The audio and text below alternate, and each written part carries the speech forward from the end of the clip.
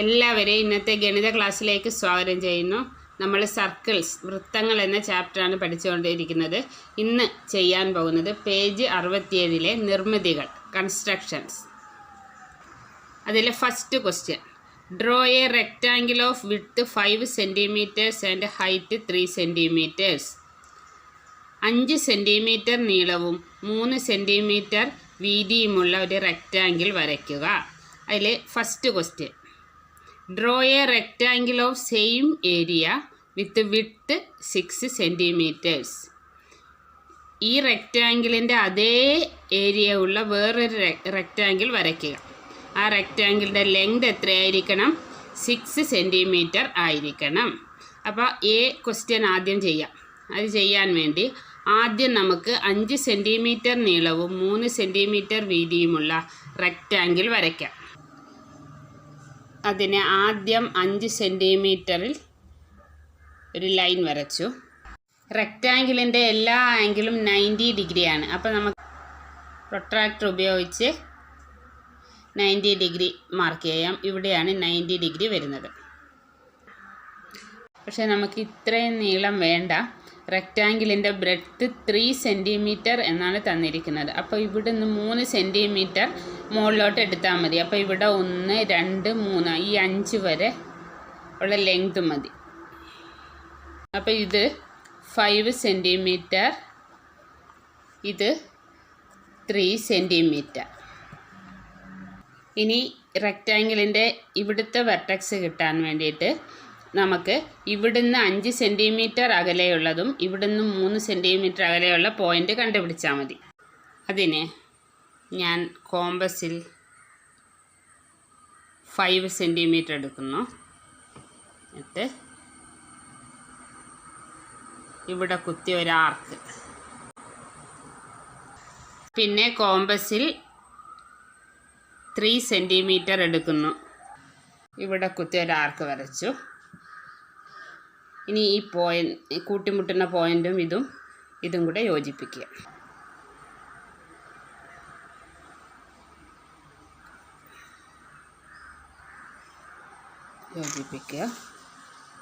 പിന്നെ ഇതും യോജിപ്പിക്കുക. റെക്റ്റാങ്കിൾ കിട്ടി. ഇതേ ഏരിയ ഉള്ള ലെങ്ത് 5 സെൻറ്റിമീറ്ററിന് പകരം 6 സെൻറ്റിമീറ്റർ ആയ റെക്റ്റാങ്കിളാണ് നമുക്ക് വരയ്ക്കേണ്ടത്. അത് വരയ്ക്കാൻ 5 സെൻറ്റിമീറ്റർ 6 സെൻറ്റിമീറ്റർ ആക്കണം അല്ലേ? അപ്പോൾ 1 സെൻറ്റിമീറ്റർ ഇങ്ങോട്ട് നീട്ടി വരയ്ക്കണം. പിന്നെ ഇവിടെ ഈ റെക്റ്റാങ്കിളിൻ്റെ ബ്രെഡ്ത്ത് വീതി 3 സെൻറ്റിമീറ്റർ അല്ലേ? അപ്പോൾ 3 സെൻറ്റിമീറ്റർ ഇങ്ങോട്ട് നീട്ടി വരയ്ക്കണം. അപ്പോൾ ഇവിടെ 8 സെൻറ്റിമീറ്റർ വരെയാണുള്ളത്. അപ്പോൾ 1 സെൻറ്റിമീറ്റർ ഇങ്ങോട്ട് നീട്ടി വരയ്ക്കുകയാണെന്ന് വെച്ചാൽ 9 സെൻറ്റിമീറ്റർ വരെ വരച്ചാൽ പോരെ. പിന്നെ 3 സെൻറ്റിമീറ്റർ ഇങ്ങോട്ട് നീട്ടി വരയ്ക്കാൻ പറഞ്ഞാൽ അങ്ങനെ വരയ്ക്കാം. അപ്പോൾ ഇങ്ങോട്ട് 1 സെൻറ്റിമീറ്റർ, ഇങ്ങോട്ട് 3 സെൻറ്റിമീറ്റർ. ഇനി ഇങ്ങോട്ടേക്ക് 5, 1, 6 സെൻറ്റിമീറ്റർ അല്ലേ ഉള്ളത് അല്ലേ? നമ്മുടെ പുതിയ റെക്റ്റാങ്കിളിൻ്റെ ലെങ്ത് 6 സെൻറ്റിമീറ്ററിനല്ലേ പറഞ്ഞത്. അപ്പം ഇങ്ങോട്ടേക്ക് 5 + 1 6ആണ്. അപ്പോൾ താഴോട്ടും എത്ര സെൻറ്റിമീറ്റർ വരയ്ക്കണം?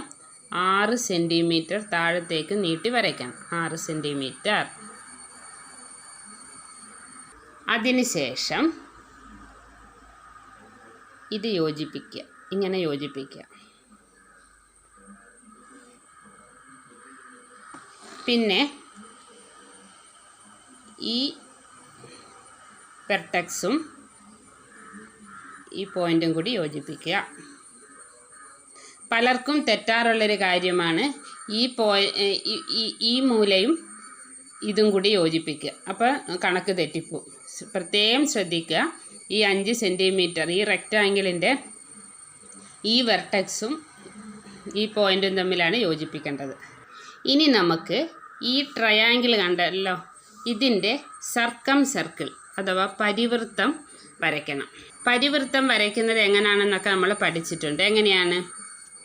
ഇതിലും 2 വശത്തിൻ്റെ ലംബ സമഭാജി അഥവാ പെർപെൻഡിക്കുലർ ബൈസെക്ടർ വരയ്ക്കണം. പെർപെൻഡിക്കുലർ ബൈസെക്ടർ വരയ്ക്കുന്നത് എങ്ങനെയാണ്? ആ വശത്തിൻ്റെ പകുതിയിൽ കൂടുതൽ നീളമെടുത്ത് ഈ മൂലയിൽ കുത്തി ഒരു ആർക്ക് താഴെയും വരയ്ക്കണം, മുകളിലും വരയ്ക്കണം.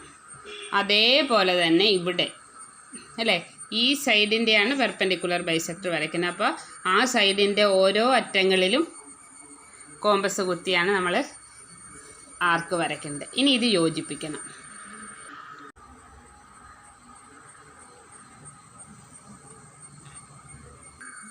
അതേപോലെ തന്നെ നമുക്ക് ഈ സൈഡിനും പെർപെൻഡിക്കുലർ ബൈസെക്ടർ വരയ്ക്കാം. പകുതിയിൽ കൂടുതൽ ലെങ്ത് എടുത്ത് ആ വശത്തിൻ്റെ അറ്റങ്ങളിൽ കുത്തിയാണ് പെർപെൻഡിക്കുലർ ബൈസെക്ടർ വരയ്ക്കേണ്ടത്. ഇവിടെ ഒരു ആർക്ക് വരച്ചു, താഴെയും ഒരു ആർക്ക് വരച്ചു. അതേപോലെ തന്നെ കുത്തി ഇവിടെയും ഒരു ആർക്ക്, ഇവിടെയും ഒരു ആർക്ക്. ഇനി ഇത് യോജിപ്പിക്കുക. ഇനി ഇത് യോജിപ്പിക്കുക. സർക്കം സെൻറ്റർ അല്ലെങ്കിൽ പരിവൃത്ത കേന്ദ്രം ട്രയാങ്കിളിൻ്റെ ഇതാണ്. അപ്പോൾ ഇത് ആരമാക്കിക്കൊണ്ട് നമ്മൾ വരയ്ക്കുന്ന സർക്കിൾ ഈ ട്രയാങ്കിളിൻ്റെ എല്ലാ വെർട്ടക്സുകളിലൂടെയും കടന്നു പോകും. നമുക്ക് പുതിയതായി വരയ്ക്കേണ്ട റെക്റ്റാങ്കിളിൻ്റെ ലെങ്ത് 6 സെൻറ്റിമീറ്റർ ആണ്. ബ്രെഡ്ത്ത് എന്ന് പറയുന്നത് ഈ ലെങ്ത് ആയിരിക്കും. കണ്ടോ, ഇവിടം വരെ മതി ബ്രെഡ്ത്ത്. അതായത് സർക്കിളും ഈ റെക്റ്റാങ്കിളും കൂടെ കൂട്ടിമുട്ടുന്ന പോയിൻ്റ് വരെ ഇവിടുന്ന്. അപ്പം ഞാൻ കോമ്പസിൽ ഈ ലെങ്ത് എടുക്കുന്നു. എന്നിട്ട് ഇവിടെ കോമ്പസ് കുത്തി ഒരു ആർക്ക് വരയ്ക്കുന്നു. പിന്നെ പുതിയ റെക്റ്റാങ്കിളിൻ്റെ ലെങ്ത് 6 സെൻറ്റിമീറ്റർ അല്ലേ, അപ്പോൾ 6 സെൻറ്റിമീറ്റർ ഇവിടെ എടുക്കുന്നു. കോമ്പസിൽ 6 സെൻറ്റിമീറ്റർ എടുത്തു, ഇവിടെ കുത്തി ഈ ആർക്ക് കട്ട് ചെയ്യുന്നു. ഇനി ഇത് യോജിപ്പിച്ചാൽ മതി. യോജിപ്പിച്ചു.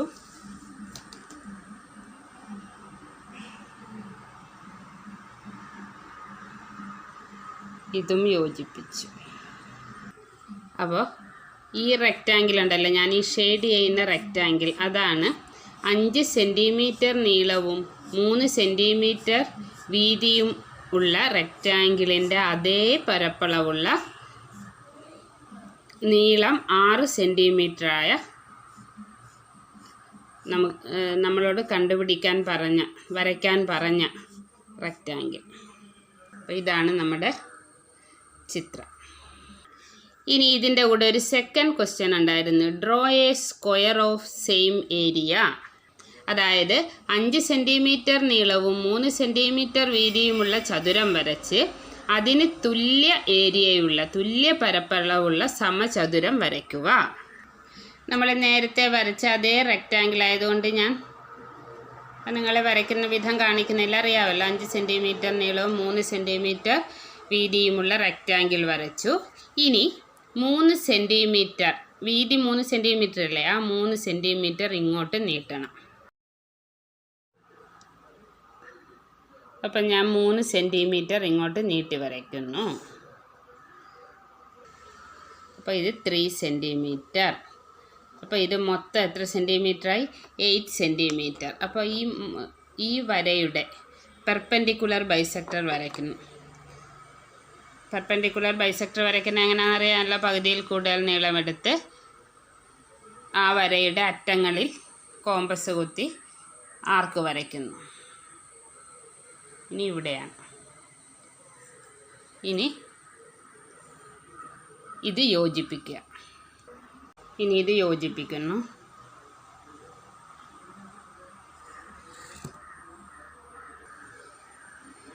അപ്പോൾ ഈ ലൈനിൻ്റെ പെർപെൻഡിക്കുലർ ബൈസെക്ടർ വരച്ചു. അപ്പോൾ ഇത് റേഡിയസ് ആക്കിക്കൊണ്ട് ഞാനൊരു സെമി സർക്കിൾ വരയ്ക്കുന്നു.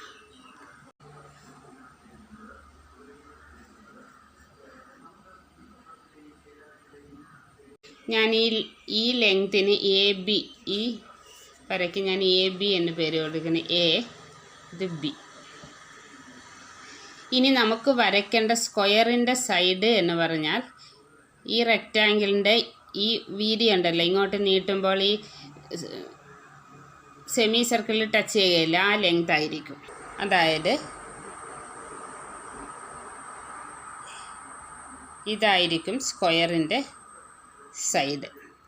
അത് എങ്ങനെയാണെന്ന് നമ്മൾ കഴിഞ്ഞ ക്ലാസ്സിൽ പഠിച്ചിട്ടുണ്ട്. ഇനി ഇതേ സൈഡ് ഉള്ള സ്ക്വയർ എന്ന് പറഞ്ഞാൽ എന്താണ്, എല്ലാ സൈഡും ഒരുപോലെ ആയിരിക്കും. അപ്പോൾ ഇനി വരയ്ക്കുന്ന സ്ക്വയറിൻ്റെ എല്ലാ സൈഡും ഇത്രയായിരിക്കണം. അപ്പോൾ ഇത് കുറച്ച് ഇങ്ങോട്ട് നീട്ടണം അല്ലേ. അപ്പോൾ ഇങ്ങോട്ട് നീട്ടി വരച്ചു. ഇനി കോമ്പസ് ഇവിടെ കുത്തി ഇവിടെ ഒരു ആർക്ക്, അതേപോലെ തന്നെ ഇവിടെ കുത്തി ഇവിടെ ഒരു ആർക്ക്. ഇനി ഇത് യോജിപ്പിച്ചാൽ മതി. നോക്കിക്കോ, ഇത് യോജിപ്പിച്ചു, ഇതും യോജിപ്പിക്കും. അപ്പോൾ ഈ സ്ക്വയറിൻ്റെ ഏരിയയും ഈ റെക്റ്റാങ്കിളിൻ്റെ ഏരിയയും സെയിം ആയിരിക്കും. ഈ റെക്റ്റാങ്കിളിൻ്റെ ഏരിയ എത്രയാണ്? 5 സെൻറ്റിമീറ്റർ നീളവും 3 സെൻറ്റിമീറ്റർ വീതിയും. അപ്പോൾ 5 × 3 15 സെൻറ്റിമീറ്റർ സ്ക്വയറാണ് ഈ റെക്റ്റാങ്കിളിൻ്റെ ഏരിയ. അപ്പോൾ ഈ സ്ക്വയറിൻ്റെ ഏരിയയും എത്രയായിരിക്കും? 15 സെൻറ്റിമീറ്റർ സ്ക്വയർ. സ്ക്വയറിൻ്റെ ഏരിയ കണ്ടുപിടിക്കുന്ന ഫോർമുല എന്തായിരുന്നു? സൈഡ് ഇൻറ്റു സൈഡാണ്. അപ്പം സ്ക്വയറിൻ്റെ ഏരിയ 15 സെൻറ്റിമീറ്റർ സ്ക്വയർ ആണെങ്കിൽ സ്ക്വയറിൻ്റെ ഓരോ സൈഡും എത്രയായിരിക്കും ലെങ്ത്? √15 ആയിരിക്കും. ഇത് നമുക്ക് എങ്ങനെയാണ് കിട്ടിയെന്നറിയാമോ? നമ്മൾ കഴിഞ്ഞ ക്ലാസ്സിൽ പഠിച്ചിട്ടുണ്ട്. ഈ പോയിന്റ് ഞാൻ P എന്ന് പേര് കൊടുക്കുന്നു. ഇത് അർദ്ധവൃത്തം നമുക്ക് പൂർണ്ണവൃത്തമായിട്ടും വരയ്ക്കാം. അപ്പോൾ ഈ AB എന്ന് പറയുന്നത് ഈ അർദ്ധവൃത്തത്തിൻ്റെ ഡയമീറ്റർ അല്ലേ. നമ്മൾ ഇത് റേഡിയസ് ആക്കി കൊണ്ടല്ലേ അർദ്ധവൃത്തം വരച്ചത്, സെമി സർക്കിൾ വരച്ചത്. അപ്പോൾ AB ഡയമീറ്ററാണ്. നമ്മൾ കഴിഞ്ഞ ക്ലാസ്സിൽ പഠിച്ചു ഡയമീറ്ററിന് പെർപെൻഡിക്കുലർ ആയിട്ടുള്ളൊരു കോഡ് അഥവാ ഞാണും സർക്കിളിനകത്ത് ഒരു പോയിന്റിൽ കൂട്ടിമുട്ടിയാൽ എന്താണെന്നാണ് പഠിച്ചത്? PA × PB = PC square.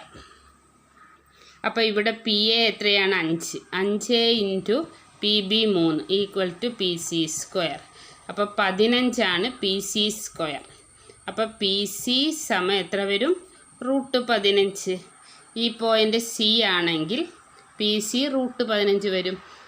അപ്പോൾ √15 ആകുമ്പോൾ വശം √15 ആകുമ്പോൾ സ്ക്വയറിൻ്റെ ഏരിയ വശം ഇൻറ്റു വശമല്ലേ. അപ്പോൾ √15 × √15 √5 കൂടെ ഗുണിച്ചാൽ എത്രയാണ്? വെറും 15. നമ്മൾ പഠിച്ചിട്ടുണ്ടല്ലോ √2 × √2 വെറും 2. അതേപോലെ √15 × √15 15 സെൻറ്റിമീറ്റർ സ്ക്വയർ ആണ് ഇതിൻ്റെ ഏരിയ. ഈ തത്വം ഉപയോഗിച്ചാണ് നമ്മൾ ഈ കണക്ക് ചെയ്യുന്നത്. ഇനി പേജ് 67 മൂന്നാമത്തെ question. Draw A square of area 15 centimetre square. ഇങ്ങനെ ക്വസ്റ്റ്യൻ വരുമ്പോൾ നിങ്ങൾ നോക്കണം ഏതൊക്കെ സംഖ്യകൾ ഗുണിച്ചാൽ 15 കിട്ടും. 5 × 3 15 1 × 15 15 ഇത് രണ്ടും അല്ലാതെ വേറെ ഏതെങ്കിലും ഉണ്ടോ? ഇല്ല. ഇതിലേതുപയോഗിച്ച് നമുക്ക് ഈ കണക്ക് ചെയ്യാൻ പറ്റും. ഞാൻ ഇതാണ് എടുക്കുന്നത്. 5 × 3 = 15. അപ്പോൾ 5 + 3 എത്രയാണ്? 8. ഈ കണക്ക് ചെയ്യാൻ ഞാൻ ആദ്യം 8 സെൻറ്റിമീറ്ററിൽ ഒരു ലൈൻ വരയ്ക്കുന്നു.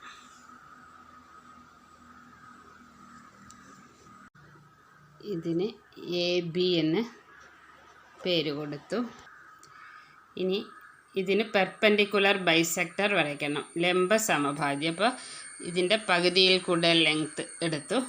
മുകളിലും ആർക്ക്, താഴെയും ആർക്ക്. അതേപോലെ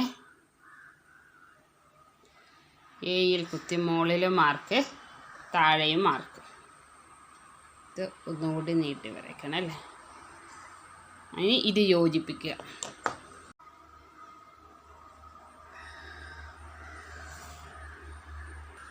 ഇനി ഇത് റേഡിയസ് ആക്കിക്കൊണ്ട് സെമി സർക്കിൾ വരയ്ക്കുന്നു. അപ്പോൾ നമ്മൾ 5 × 3 = 15 എന്നുള്ള അളവല്ലേ എടുത്തത്.